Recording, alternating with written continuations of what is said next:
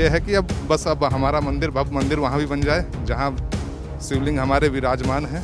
ये जो राम मंदिर या हम कहते हैं कि काशी विश्वनाथ कॉरिडोर का ये जो दिव्य और भव्य दर्शन हमें आज करने को मिला है, ये पहले करने को क्यों नहीं मिला? कहीं ना कहीं उन्हें विघ्न बाधा पहुंचाने का काम तो वो भी कर रहे थे। वो भी दीवारों को स्पर्श करके बता देंगे कि मंदिर है। सनातन विरोधी, इसलिए वो मोदी योगी का विरोध कर रहे हैं। उन्होंने लगातार सनातन का विरोध किया, सनातन का पतन किया, सनातन को दबाया। अब मोदी और योगी, चूंकि धर्म की जब कभी धर्म का पतन होता है, ईश्वर कभी न कभी किसी न किसी रूप में अपने किसी न किसी प्रतिनिधि को भेजता है। मस्जिद तो कहीं बन जाएगी, क्यों मंदिर में ही बनाई गई? उतने सबूत मिले हैं, शंकर जी की त्रिशूल मिली है, कमल का फूल मिला है, तो उतनी साल पुरानी परंपराओं को जो हमारी दबी हुई थी अब जाके उजागर हुई और जनमानस में जा रही है। योगी आदित्यनाथ भी एक भारत के रूप में, एक सिपाही के रूप में और इस प्रदेश के मुख्यमंत्री के रूप में महत्वपूर्ण भूमिका निभा रहे हैं। मोदी जी नहीं आए थे, उसके पहले से अपन आ रहे हैं, तो बिल्कुल सकरी गली और वो सब था। अभी भव्यता देख के बिल्कुल मन प्रसन्न हो जाता है।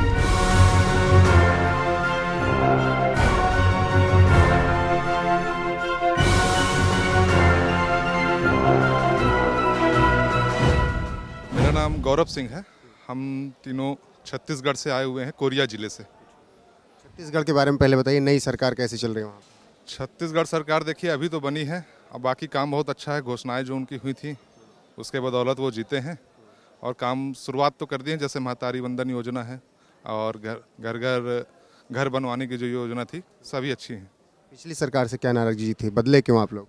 अब पिछली सरकार देखिए, उनके सरकार में घोषणाएं खाली होती थी और भवनों में नेम प्लेट लग जाते थे और काम कुछ होता नहीं था।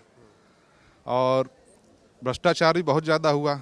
गाय को लेकर के भी उन्होंने कई घोषणाएं तो की थी, मगर हुआ कुछ नहीं। गाय वैसे ही कट रही छत्तीसगढ़ में, वैसे ही बाहर अलग प्रदेशों में भेजी जा रही हैं, लेकिन अब वो बंद हुआ है। और धर्मांतरण बहुत बड़ा विषय था वहाँ के लिए, बहुत अधिक संख्या में धर्मांतरण होने लगे थे, खुलेआम धर्मांतरण, मतलब कोई रोक टोक नहीं थी, ऐसा था। तो आपकी सरकार में आप उम्मीद कर रहे हैं कि सब कुछ ठीक रहेगा? हाँ, उम्मीद तो है बहुत अच्छी से, और है, दिख रहा है कि वो करेंगे। जैसे मोदी जी की, हमारे माननीय प्रधानमंत्री जी की एक मोदी गारंटी योजना थी, तो वो उसके बदौलत लगेगा कि हाँ काम हो रहा है अच्छा। मोदी की गारंटी की बात की और उनके संसदीय क्षेत्र में भी आए हैं आप।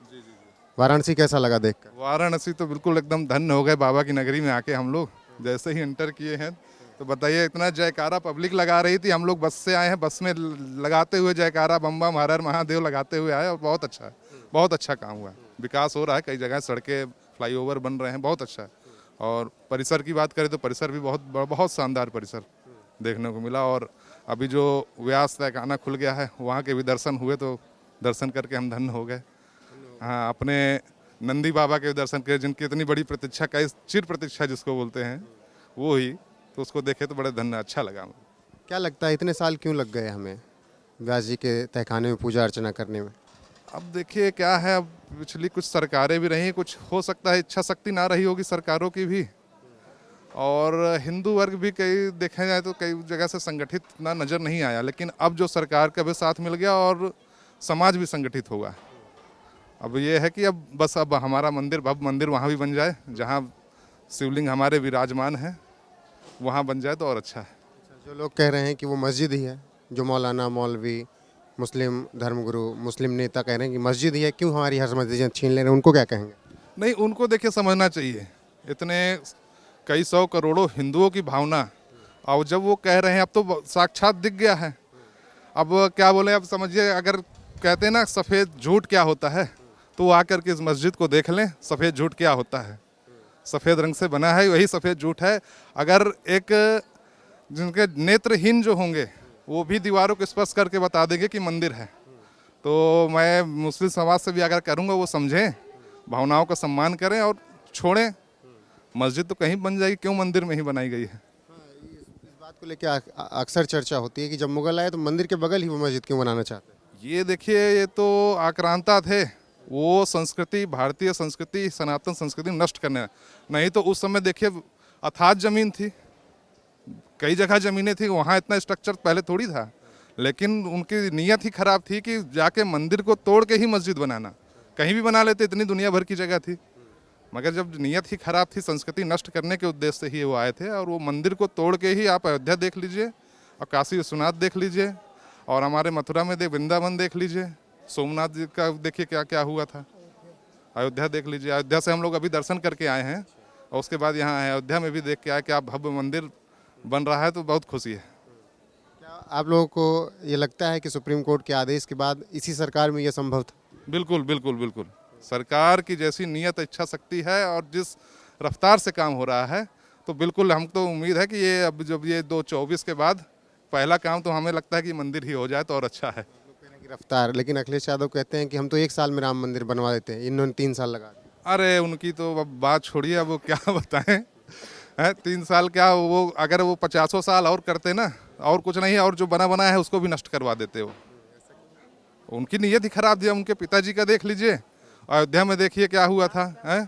अब ये व्यासपीठ अभी खुला है, उन्होंने तो बंद करवाया था है ना, कोई बिना कोर्ट के आदेश के ना कुछ, उन्होंने जबरदस्ती बंद करवा दिया था। अब मोदी जी की सरकार आई है, खुल गया है, अब बड़ा अच्छा है। योगी जी के लिए क्या कहें? योगी जी तो बस हमारे, तो हम तो उनका क्या बताए, बाबा हमारे वही हैं।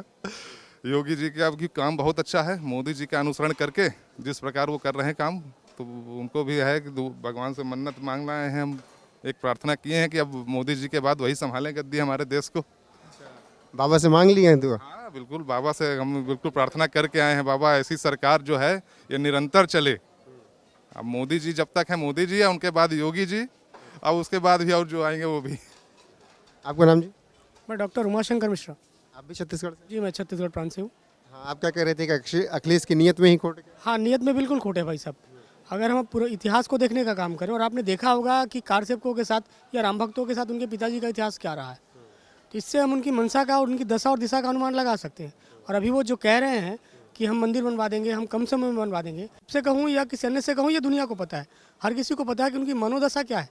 तो उनका अब ये व्यर्थ का जो प्रलाप है वो निरर्थक है, अब कुछ होने वाला नहीं। क्या वो वोट के लिए ऐसा कह रहे हैं? आप बिल्कुल वोट के लिए कह रहे हैं। आपको क्या लगता है भाई, जब राम भक्तों की बात आती है, सनातन की बात आती है, तो सनातन की आस्था पे उनका ही एक कार्यकर्ता, उनका ही नेता चोट करता है, आप तरफ अनर्गल बयानबाजी करता है, और उनका आप कभी देखिए उन्होंने उसका विरोध किया हो?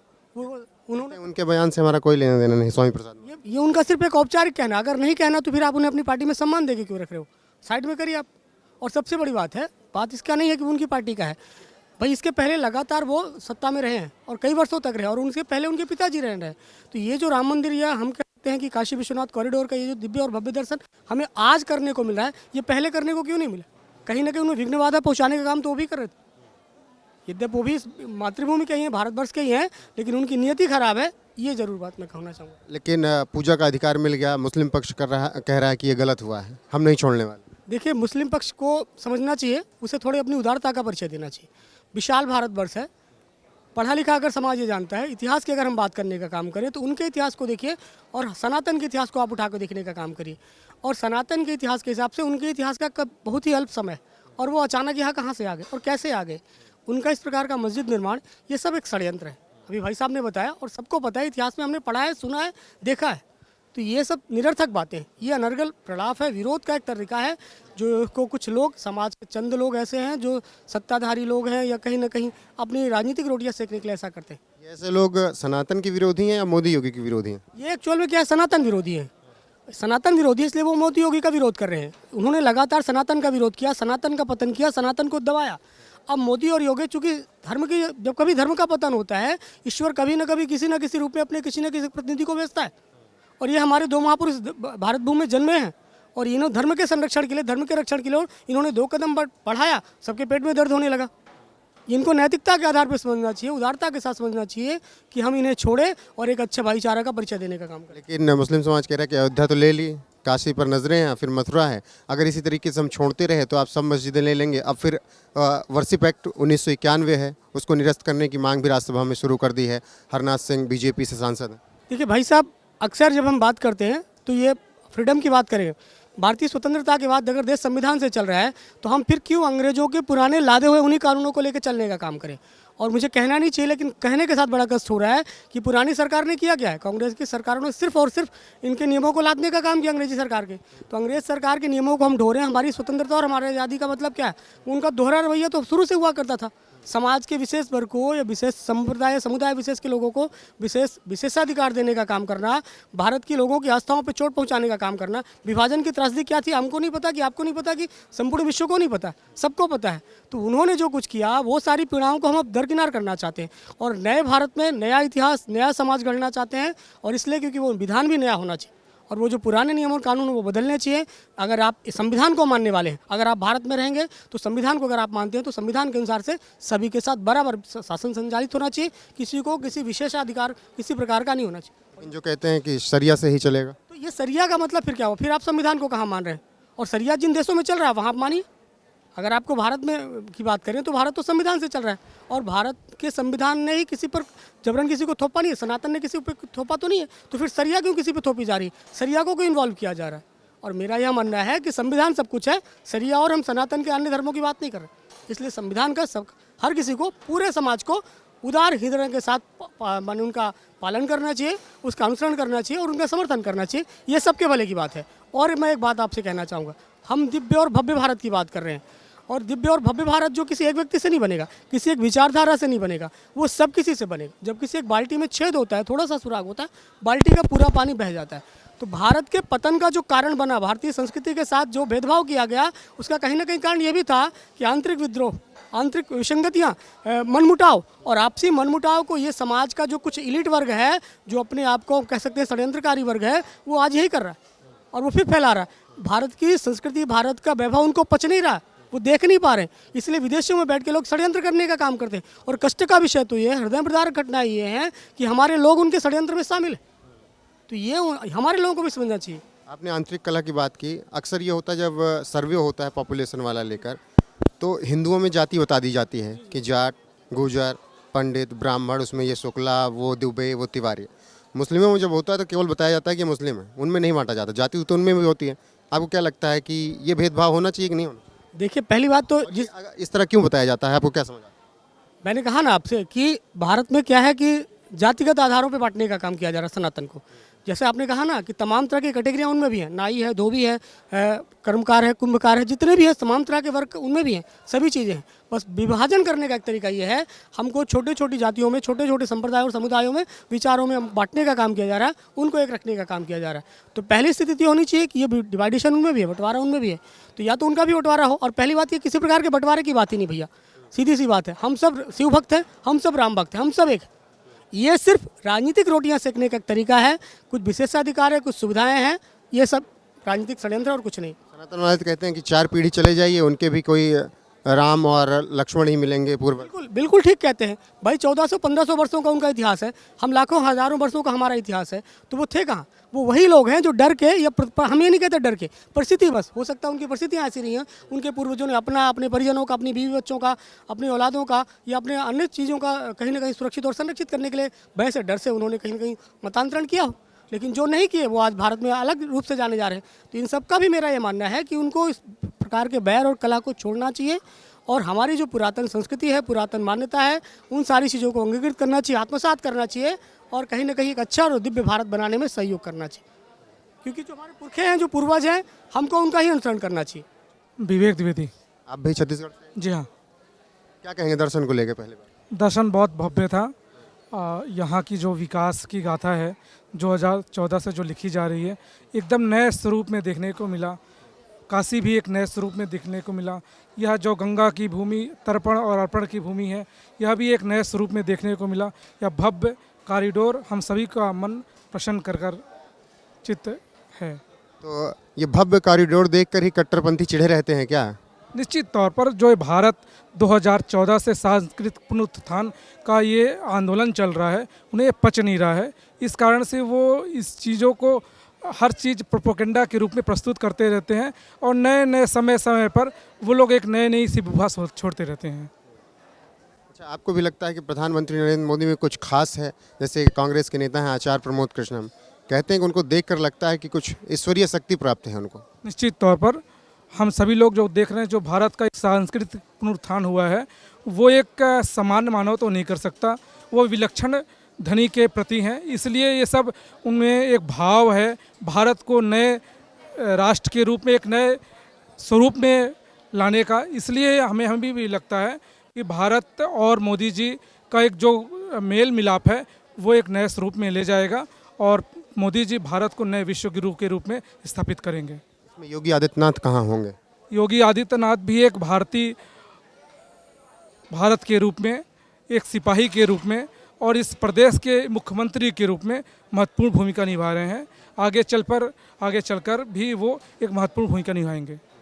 आपने व्यास जी के दर्शन किए ज्ञानवापी में? जी, बहुत अच्छा दर्शन हुआ और बहुत मन प्रसन्न है। जो 1991 के बाद से व्यास जी का दर्शन बंद था, अभी 3 दिनों के पहले ही दर्शन चालू हुआ है। बहुत मन प्रसन्न हुआ है कि हिंदू भावनाओं को ध्यान में रखते हुए कोर्ट ने व्यास जी के दर्शन के लिए अनुमति दी। हम सभी मन प्रसन्न हैं। उम्मीद कर रहे हैं कि जीत मिलेगी अगर आगे सुप्रीम कोर्ट तक मामला गया? निश्चित तौर पर सुप्रीम कोर्ट ने भी बोला है कि आप इसको हाई कोर्ट में लेकर जाइए। जो इन लोगों का एक प्रोपेगेंडा था, रात को 4 बजे इन लोगों ने सुप्रीम कोर्ट का दरवाज़ा खटखटाया था, लेकिन सुप्रीम कोर्ट ने स्पष्ट कह दिया कि आप लोअर कोर्ट में जाइए, हाई कोर्ट पे जाइए, वहाँ आपकी सुनवाई होगी। इसका मतलब ये स्पष्ट है कि सुप्रीम कोर्ट भी चाहता है कि हिंदू भावनाओं की, जन आकांक्षाओं की सम्मान किया जाए और व्यास जी की पूजा अर्चना का सभी हिंदू देवताएं, सभी हिंदू जनमानस आकांक्षित हों। आपका नाम जी? रविंद्र कुशवाहा, कहाँ से हैं? चिरमिरी से, छत्तीसगढ़ चिरमिरी। दर्शन कर लिया आपने व्यास जी के भी? जी, व्यास जी। कुछ कहेंगे ज्ञानवापी को लेकर? देखिए, विगत 7-8 सालों से तो मैं कंटिन्यू आ रहा हूँ। साल में लगभग 2 बार हमारा यहाँ आना हो जाता है। मूल निवास गाजीपुर का यहीं का रहने वाला हूँ।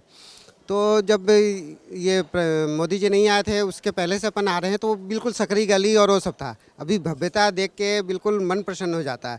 यहाँ आने के बाद एक मन को मतलब ये कहना चाहिए, व्यक्त नहीं कर पा रहा मैं, इतनी शांति और एक देवी शक्ति का एक जो अनुभव होता है वो प्रशंसनीय है। दूसरा कॉरिडोर जो उन्होंने बनाया, सीधे वहाँ से आप स्नान कीजिए, सीधे दर्शन कीजिए, तो समय भी बचती है और कम समय में ज़्यादा श्रद्धालु दर्शन कर पाते हैं करके। लेकिन एक तरफ महाकाल का मंदिर बाबा का, दूसरी तरफ अभी तक एक मस्जिद दिखता था, उसको देख कर क्या सोचते हैं? देखिए, हमारे नंदी महाराज का मुख किस साइड है वो पूरा हमको संकेत देता है और बिल्कुल हम नंदी महाराज की जहाँ पूजा करें तो आगे स्वाभाविक है कि वो परिसर भी हमारे इस में शामिल हो जाएगा और एक और भव्य रूप देखने को हमको मिलेगा करके। लेकिन जो लोग नहीं छोड़ना चाह रहे हैं, मुस्लिम समुदाय नहीं छोड़ना चाह रहा है, उनको क्या कहें? नहीं, देखिए, वो तो ज़बरदस्ती कब्जा किए हुए हैं। वो हिंदुओं की एक कहना चाहिए कि शालीनता और जो हमारे ऋषियों ने हमारे परंपरा सिखाई है कि लड़े नहीं हम, जो वो तो हमसे ज़बरदस्ती छीने हैं। अब हम उनसे प्यार से ही अपन ले लेंगे। और चूँकि हमारा देश विभिन्न जाति और समुदायों को मिल के बना है, तो अपन मारपीट या वो मतलब ज़बरदस्ती वाला नहीं करना चाहते। एक न्याय प्रणाली है हमारे पास, उस न्याय प्रणाली के माध्यम से हम अपने उसको ले लेंगे। उतने सबूत मिले हैं, शंकर जी की त्रिशूल मिली है, कमल का फूल मिला है, तो उतनी साल पुरानी परंपराओं को जो हमारी दबी हुई थी अब जाके उजागर हुई है और जनमानस में हो जा रही है। तो स्वाभाविक है, सब लोग ललायित हैं और अभी दर्शन करके आ रहे हैं हम माता गौरी और उनका, तो मन अति प्रसन्न हुआ। धन्यवाद।